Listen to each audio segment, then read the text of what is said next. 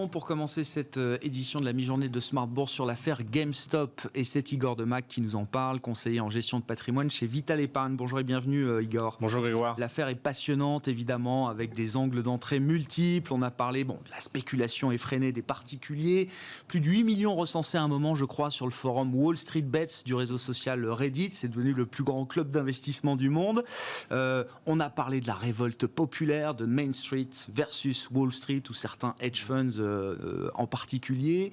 On voit quand même que la bulle s'est assez rapidement dégonflée. On a parlé de la gamification aussi à travers les applications type Robinhood. Qu'est-ce qui vous intéresse dans cette affaire, Igor ? Ce qui nous intéresse, c'est en fait la combinaison d'un vieux système ou de vieilles pratiques qui existent depuis la crise des tulipes, ou la fameuse spéculation sur le sucre en 1974, donc des comportements de cupidité, des comportements de spéculation, de gain, d'appât du gain, avec une forme moderne des outils. Vous avez mentionné les plateformes de trading, les réseaux sociaux, qui font que l'effet masse, l'effet volume est beaucoup plus important que ce qu'on pouvait comprendre avant dans les crises précédentes.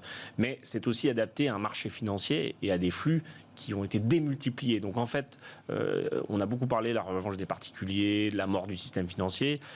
Celles et ceux qui garantissent le système financier sont les banques centrales, sont des éléments et des acteurs économiques qui, eux, peuvent créer la monnaie comme ils le veulent, alors que les systèmes dont on parle, GameStop, etc., et les hedge funds, sont des systèmes qui ont besoin d'argent, donc vont le lever auprès de particuliers, auprès de systèmes d'appel de marge, de prêts, qui font que quand le pari n'est pas gagnant, tout ça s'emballe, et vous avez énormément de flux vendeurs ou acheteurs qui font grimper le cours de GameStop ou autres, puisqu'il y a pas mal d'investisseurs qui se jettent sur ce qu'on appelle les penny stocks, donc les petites sociétés où ça vaut 0,2, 0,3 euros ou dollars, ou ce qu'on appelle les SPAC, c'est-à-dire des véhicules où il n'y a rien encore.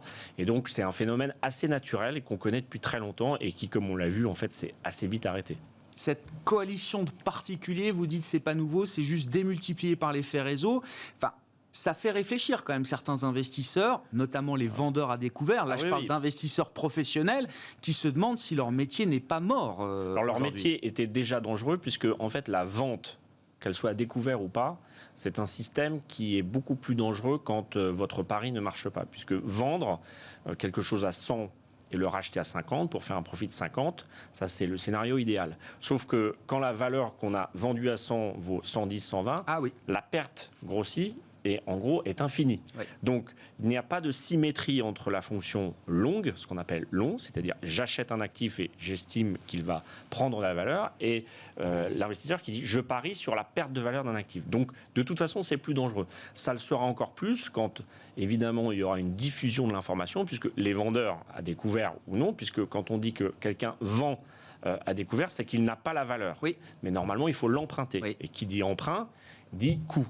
Et évidemment, plus une valeur se fait rare, puisque en face vous avez des acheteurs qui ramassent, plus le coût de l'emprunt est élevé. Donc vous avez un phénomène cumulatif, et qui est exactement le même phénomène que les subprimes ou les Man Brothers. Plus on a du levier, plus on a finalement une masse de cash qui ne correspond pas au vrai risque pris. Une fois qu'on a l'événement en gros de crash qui se produit, eh ben on a un emballement des pertes et des gains, puisque en fait un marché c'est toujours dans les deux sens. Les hedge funds ou ceux qui vendent à découvert, voilà, c'est jeu à somme nulle à la fin. Pas à somme nulle, puisque le marché monte, mais parce qu'il y a de la valeur créée, et qu'en fait le marché financier, contrairement à ce qu'on peut entendre, ce n'est qu'une dérivée première et seconde de l'économie globale. On retrace le S&P 500 sur 100 ans et le PIB américain, il y a une très très forte corrélation. Donc ces phénomènes existent, mais ils existaient il y a plusieurs siècles. Ils vont continuer à exister et ils vont évidemment se mécaniser, se volumiser, et ça restera quelque chose d'assez anecdotique, mais peut-être de plus en plus dangereux et volatile. Ouais.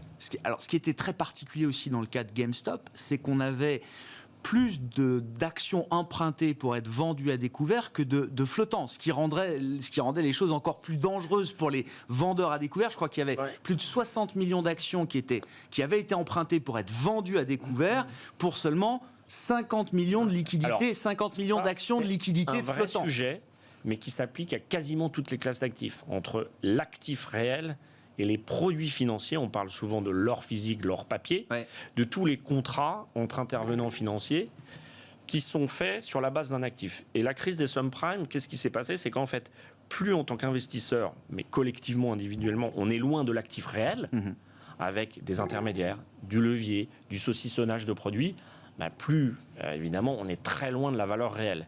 Et donc, l'enjeu de l'endettement en général, puisqu'en fait, c'est vraiment ce sujet-là, vente à découvert, ça veut dire qu'on a beaucoup emprunté, c'est que, une fois, et il n'y a pas besoin de faire de très grandes écoles pour comprendre qu'un prêt se rembourse, plus il est gros et plus il est difficile de le rembourser.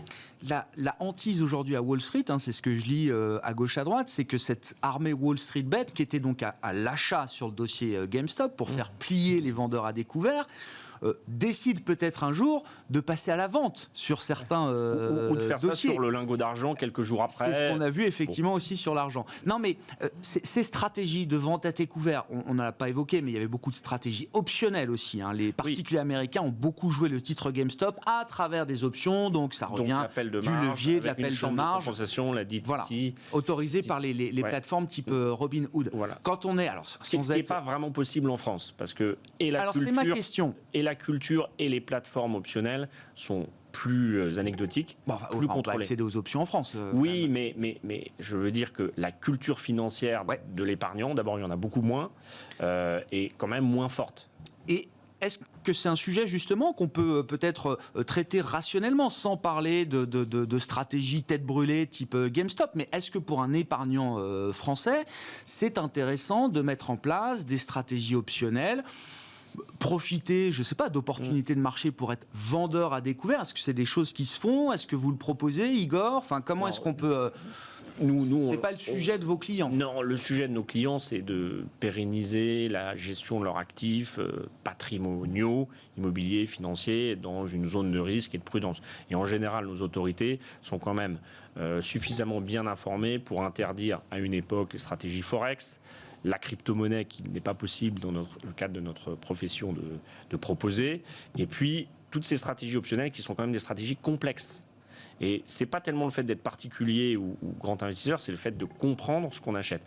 Les options, c'est très important, et c'est souvent important pour couvrir, pour accompagner la prise de risque sur un actif réel. Oui.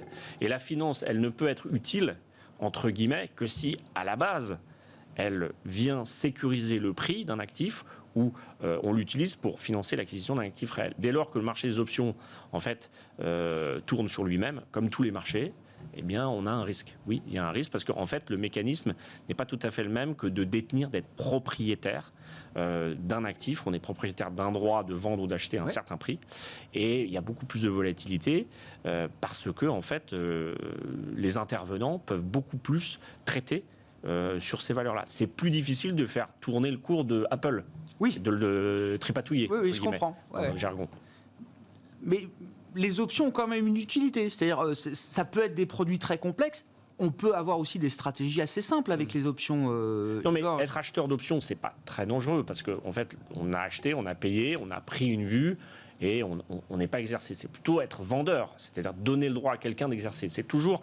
Quand vous êtes dans une situation où quelqu'un exerce un droit sur vous, vous êtes en danger. Mais après, ça peut couvrir des positions. On peut acheter des options qui s'annulent et qui créent des couloirs de fluctuation de prix. Donc non, c'est utile pour le marché.